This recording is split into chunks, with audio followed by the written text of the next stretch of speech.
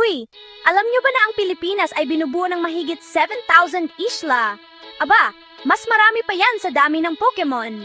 Pero teka, nakaupo ang mga islang ito sa Ring of Fire, kaya minsan lumilindol at may mga bubulkan na sumusulpot na parang surprise boss sa video game. Noong unang-unang panahon, bago pa ang lola ng lola mo, may mga tao nang nakatira dito. Una ang mga sinaunang tao, dumating ang mga Austronesian sakay ng bangka. Dala ang mga wika, musika, at masasarap na pagkain. Ang kalakalan ng uso noon, may mga jade na kayamanan, mga ideya na nagliliparan sa mga isla. Mabilis tayong lumaktaw sa 1521, dumating si Magellan na akala niya shortcut. Babala, hindi siya nakalagpas kay Lapu-Lapu, hindi ngayon.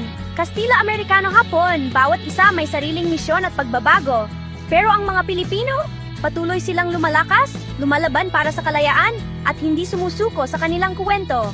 Mula sa mga sinaunang barangay hanggang sa mga modernong syudad, mula sa mga epikong labanan hanggang sa mga karaoke night, bawat kabanata puno ng pakikipagsapalaran, drama at puso. At kaya naman ang Pilipinas ay higit pa sa mga isla lang sa mapa. Ito ay isang lugar kung saan ang bawat araw ay isang bagong pakikipagsapalaran. At ang bawat Pilipino ay isang bayani sa sarili nilang kuwento sa Disney Pixar. Kaya, handa na ba kayong maglayag sa sarili ninyong pakikipagsapalaran? Mabuhay at patuloy na mangarap ng malaki!